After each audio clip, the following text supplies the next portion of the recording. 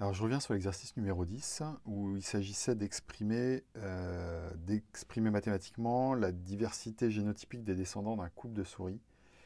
2n égale 40, c'est-à-dire 20 paires de chromosomes, en considérant que les parents sont tous les deux hétérozygotes pour au moins un gène de chaque paire de chromosomes et en ne tenant compte que du brassage interchromosomique.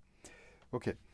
Je vous le fais sur un exercice, sur un exemple un peu plus simple déjà, juste pour comprendre la mathématique de cette affaire. Si on prenait ce cas de figure ici, là, donc ici on est sur 2n égale 4. Hein. Ici, ce n'est pas les deux chromatides, c'est bien les deux chromosomes. 2n égale 4, deux paires de chromosomes. Il était précisé, les parents sont tous les deux hétérozygotes pour au moins un gène de chaque paire. C'était une façon de dire qu'ils avaient, leurs chromosomes ne pouvaient pas être identiques. Mais si ça, c'était par exemple, alors je vais faire un petit copier-coller pour avoir à la fois le père et la mère. Copier-coller. On va imaginer qu'on a le karyotype du père ici, le karyotype de la mère ici. Et ben voilà, en termes de gènes, après, ils peuvent avoir, ok, lui, il est, par exemple, sur ce gène-là, euh, il a eu les deux allèles, le même par son père et par sa mère. Alors, hétérozygote, non, il avait dit au moins hétérozygote pour un gène. Ok, lui, il était hétérozygote pour ce gène-là. Et pareil, la femme, on va dire, elle va être hétérozygote pour ce gène-là. Même chose. Mais il n'y a pas un seul gène par chromosome. Donc, il y en a énormément. Donc, on peut prendre un autre gène, par exemple, qui va être ici, où lui va être homozygote, lui, et elle sera, non, elle en aura deux différents. Et puis, il y aura, je ne sais pas, encore un troisième gène à la pointe, là, ici, où elle, pour le coup, elle aura les deux mêmes, alors que lui, il aura les deux opposés. Ok, je mets des couleurs arbitraires, aucune importance. Et par exemple, lui, ici, on va dire elle en aurait deux différents. Et ça serait deux différents encore pour ici. Donc, tout ça pour dire quoi? Tout ça pour dire que ce chromosome-là est différent de celui-là, puisqu'il est au moins hétérozygote pour un gène. Ça veut dire que déjà, on est sûr qu'il n'a pas deux chromosomes identiques. Mais en l'occurrence, ils sont également différents des chromosomes de la mère. C'est-à-dire qu'on a 4 chromosomes, les deux du père et les deux de la mère, qui sont amenés au final à faire un mix pour la descendance. Ces 4 chromosomes vont être différents.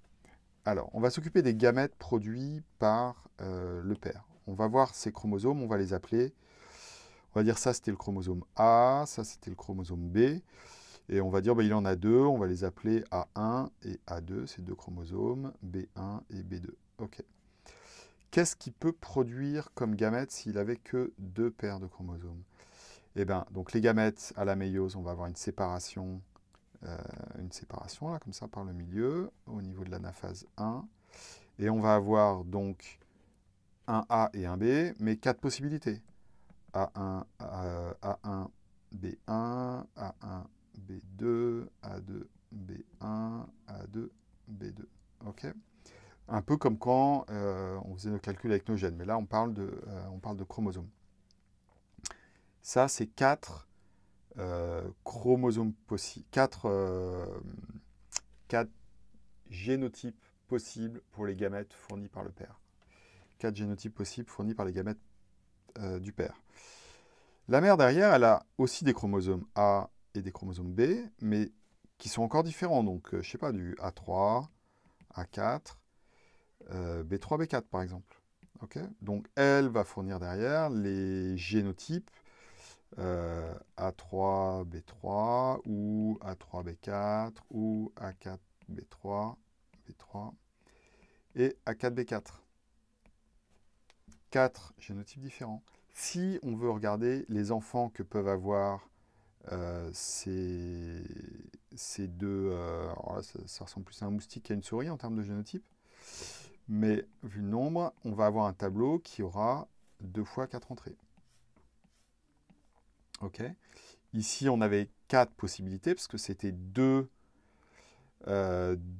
possibilités à chaque fois, le 1 ou le 2, c'est-à-dire celui qui était originaire du père ou de la mère du père, ok, du grand-père ou de la grand-mère, par rapport aux futurs descendants. Donc 2 puissance le nombre de chromosomes, en l'occurrence on a 2. Et voilà, donc là on va pouvoir mettre nos gamètes, donc c'est-à-dire que le 1B1, il irait là, 1B2, etc. Et même chose pour la mère, A3B3, A3B4, etc. Au final, aucune des cases de ce tableau n'aura le même génotype qu'une autre case de ce tableau. Hein. On n'a pas de... Il n'y a rien qui peut être en commun. Il n'y a rien qui peut être en commun. Donc, ça veut dire qu'on a combien? 4 par 4.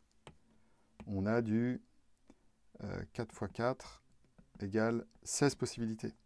Hein, c'est-à-dire, c'était du 2 puissance 2 au carré. Bon, bah une fois qu'on a compris ça, il suffit juste de ramener ça, de ramener la même mécanique à notre souris qui avait 20 paires de chromosomes. Et on va pouvoir dire que, en termes de gamètes, la possibilité pour les gamètes du père, c'est 2 puissance 20 chromosomes, ce qui fait déjà un paquet. Et non pas, c'est pas 2 puissance 40, là c'est 2 puissance 20, parce qu'on a 20 paires de chromosomes. Les gamètes de la mère, ça serait 2 puissance 20 aussi. Ça veut dire qu'on a un tableau entre guillemets avec 2 puissance 20, on est à 1 million, ça fait en gros 1 million. 1 million de lignes, 1 million de colonnes. Ok, donc on est à 1 million de cases différentes. Ok, et 2 puissance 20 au carré, donc ça nous donne un 2 puissance 40, ce qui est à peu près égal à 1,2. 10 puissance 24, pour info, c'est 2 fois plus que le nombre d'Avogadro, qui est le nombre d'atomes contenus dans une mole, si vous vous rappelez au cours de chimie. Donc on est sur des chiffres assez vertigineux. Voilà, pour vous revenir un peu plus précisément sur ce 2 puissance 40 que nous avait donné Benjamin tout à l'heure spontanément, mais on n'avait pas détaillé. Est-ce qu'on parle de gamètes et est-ce qu'on parle de chromosomes? Et j'en ai eu tout à l'heure en période asynchrone et j'avais fait la confusion, donc c'est pour ça que je refais une petite capsule pour être sûr qu'on soit bien clair là-dessus. Voilà, allez, passez une très bonne fin de semaine.